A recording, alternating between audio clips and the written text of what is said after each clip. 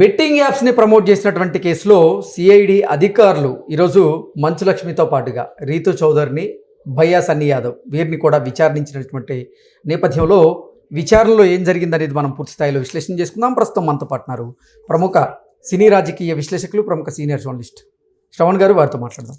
శ్రవణ్ గారు, హాయ్ అండి. హాయ్ అండి. బెట్టింగ్ యాప్స్ని ప్రమోట్ చేసినటువంటి కేసులో ఈరోజు సిఐడి అధికారులు మంచు లక్ష్మిని, అలాగే మంచు లక్ష్మితో పాటుగా రీతు చౌదరిని, భయ్యా సన్నీ యాదవ్ వీరందరినీ విచారించినటువంటి నేపథ్యంలో అసలు విచారణలో ఏం జరిగింది, వారి ఆస్తుల్ని సీజ్ చేయబోతున్నారు అనేటువంటి ప్రచారం జరుగుతోంది. ఏంటి అసలు ఆ అవకాశం ఉందంటారా? ఈ మధ్యకాలంలో సెలబ్రిటీలు ఇబ్బంది పెట్టిన విషయం రెండు అంశాలు, ఒకటి డ్రగ్స్, ఒకటి రెండవది బెట్టింగ్ యాప్స్. ఈ విషయంలో ఎప్పుడూ కూడా వినని పేర్లు, వివాదంలోకి రాని పేర్లని, అంత అటు సిస్టమేటిక్గా లైఫ్లో ఉన్న వాళ్ళని కూడా డిస్టర్బ్ చేసింది. ముఖ్యంగా బెట్టింగ్ యాప్ల విషయంలో మాత్రం ఇన్ఫ్లుయెన్సర్లను కూడా ఇబ్బంది పెడతా ఉంది. వాస్తవానికి భారతీయ చట్టాల ప్రకారం బెట్టింగ్ యాప్స్ అనేది నిషేధించబడినటువంటిది. అయితే దీంట్లో కొంచెం చట్టపరమైనటువంటి లొసగులు కూడా ఉన్నాయి. నిషేధించినప్పుడు యాప్ల్లో కనిపిస్తుందని ఒకటి, ఇంకొకటి ప్రభుత్వ విభాగంలోనే యాడ్స్, అంటే ఆ తరహా గేమ్ అయినటువంటి యాడ్స్ టీవీ ప్రకటనలో ఉండడం. టీవీ ప్రకటనలో ఉందంటే బ్రాడ్కాస్ట్, ఇండియా బ్రాడ్కాస్ట్ కూడా అనుమతించింది అనేది వీళ్ళ ఉద్దేశాలు. ఇదో డిఫెన్స్ అంశాలు. సరే, రేపు ఉన్నత న్యాయస్థానం జడ్జి గారు ఎలా చెప్తే అలా నిర్ణయం వస్తుంది.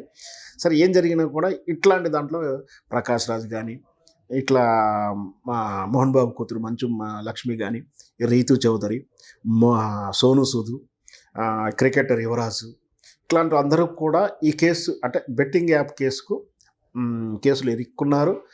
విచారణకు పిలుస్తున్నారు, విచారిస్తున్నారు. అంటే బెట్టింగ్ యాప్స్ కేసులో భాగంగా సోను సూద్ అలాగే యువరాజ్ సింగ్ వీరిద్దరూ అంటే మనీ లాండరింగ్కి పాల్పడ్డారనేటువంటి కారణం చేత ఈడీ అధికారులు వారి ఆస్తులను జప్తు చేసినట్లుగా వార్తలు విన్నాం. కానీ ఇక్కడ మంచు లక్ష్మి గారిది, రీతు చౌదరి గారి ఆస్తులు అటాచ్ జరగబోతుంది అనేటువంటి వార్తలు వస్తూ ఉన్నాయి. ఏంటి అసలు నిజంగా వీరు బెట్టింగ్ యాప్స్ను మాత్రమే ప్రమోట్ చేశారు అని అందరూ అనుకుంటున్న క్రమంలో అసలు ఆస్తులు జప్తు చేసేటువంటి అవకాశం ఈ కేసులో ఉంటుందా అంటే ఏం చెప్తారు? ఈ బెట్టింగ్ యాప్ కేసులో రెండు అంశాలు ఉన్నాయి. అంటే రెండు రకాల కేసులు లేదా రెండు ఫ్యాక్టర్లు అని చెప్పవచ్చు. ఒకటి, బెట్టింగ్ యాప్, నిషేధిత యాప్ని ప్రమోట్ చేయడం అనేది ఒక నేరం. రెండవది, దాని ద్వారా వచ్చినటువంటి డబ్బులు, లావాదేవీలు, కోట్ల రూపాయలు, అంటే పెద్ద అమౌంట్ అయితే ఈడీ ఉంటుంది. మామూలుగా అయితే మామూలు క్రైమ్ కేసు, అంటే మనీ లాండరింగ్ జరిగితేనే ఈడీ ఎంటర్ అవుతుంది. అదే నేను చెప్పాను. మరి మంచు లక్ష్మి గారు, అలాగే ఇటు రీతు చౌదరి గారు, భయ్యా సన్నీ యాదవ్ వీరు కేవలం బెట్టింగ్ యాప్స్ మాత్రమే ప్రమోట్ చేశారా, లేదంటే మనీ లాండరింగ్ కూడా పాల్పడ్డారా? అదే చెప్తున్నానండి. అంటే మొదటి కేసు ఏంటి, మొదటి ఫ్యాక్టర్ ఏంటి అంటే వీళ్ళు నిషేధించిన బెట్టింగ్ యాప్ను ప్రమోట్ చేశారా లేదని ఒక క్రైమ్.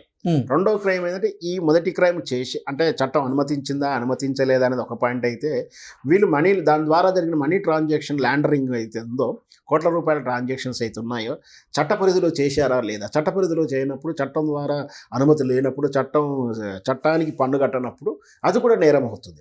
సో ఇక్కడ ప్రస్తుతానికి ఆ సోను సూద్ మీద ఇచ్చినటువంటి ఏదైతే ఆరోపణ ట్రాన్సాక్షన్ సస్పెక్టెడ్ ఉన్నాయో, సస్పెక్టెడ్ ఒక 100 కోట్లు 20 కోట్లు ఉన్నాయి. ఉదాహరణకు 20 కోట్లు అనుకోండి. ఆ 20 కోట్లు సస్పెక్ట్ చేసింది కాబట్టి ఆ 20 కోట్ల మందం గ్యారంటీగానో, షూరిటీగానో, లేదా దాని తాలూకు అసెట్ కోసం, సెక్యూరిటీ కోసం ఆయన ఆస్తులని అటాచ్ చేస్తారంటే ఈ 20 కోట్లు, సుమారు ఉదాహరణ చెప్తున్నారు, 20 కోట్లు అనుకోండి. ఆ 20 కోట్ల యొక్క పంచాయతీ తెగేంత వరకు ఈతని యొక్క 20 కోట్ల ఆస్తిని అమ్మడానికి వీల్లేదు. రేపు కోర్టు కనుక క్లీన్ చిట్ ఇస్తే ఆయన ఆస్తి ఆయనకి ఇస్తారు. లేదు, రేపు పొద్దున కోర్టు ఒకవేళ నేరస్తుడు, ఆయన తప్పు చేశాడు, తప్పు జరిగింది అనిపిస్తే ఆ 20 కోట్ల పెనాల్టీ ఏదైతే ఉందో ఆయన చెల్లిస్తే ఈయన ఆస్తి రిలీజ్ అవుతుంది. ఒకవేళ చెల్లించను అంటే ఈ ఆస్తి సీజ్ చేయడం జరుగుతుంది. ఇది పరిస్థితి. సో అట్లా ఇక్కడ నిన్నగాక మొన్న జరిగినటువంటి ఈ సోను సూద్ ఇన్సిడెంట్ బేస్ చేసుకొని ఇప్పుడు ఈరోజు మంచు లక్ష్మి ఈడీ విచారణకు అధికారుల దగ్గర హాజరవడానికి వెళ్ళింది.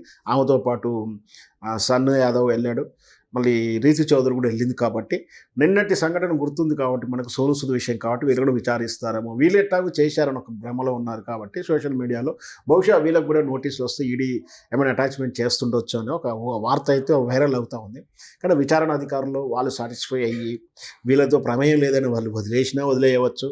లేదు, వీళ్ళ ప్రమేయం ఉంది, వీళ్ళు అంటే బెట్టింగ్ యాప్ ప్రమోట్ చేసిన చట్ట పరిధికి కాని అంశం అయినా కాకుండా వీళ్ళు మనీ ట్రాన్సాక్షన్ చేసినప్పుడు ల్యాండరింగ్ వర్క్ జరిగిందా, మన ఈడీ యాక్ట్ ప్రకారం వీళ్ళు కరెక్ట్ చేశారా లేదా, ఒకవేళ చేయకుంటే అంటే ఇక్కడ ఏంటి స్పష్టంగా చెప్తుంది, బెట్టింగ్ యాప్ నిషేధమా, అనుమతి ఉందా లేదా, చట్టపరిధిదో కాదా అనే విషయాన్ని కాకుండా వీళ్ళు ఏదైతే మనీ ట్రాన్సాక్షన్ చేశారో కోట్ల రూపాయలు తీసుకోవడం చెల్లించడం వాటి చట్టం ప్రకారం చేశారా చేయలేదా, చేయకుంటే మాత్రం మళ్ళీ వీళ్ళకు నోటీసులు వెళ్తాయి, అటాచ్మెంట్ అవుతుంది, కేసు విచారణ తర్వాత నిర్దోషులు తేలితే వాళ్ళ ఆస్తులు వాళ్ళకు వస్తాయి, లేదంటే పెనాల్టీ కట్టాల్సి వస్తుంది. ఓకే అండి, థ్యాంక్ యూ సో మచ్.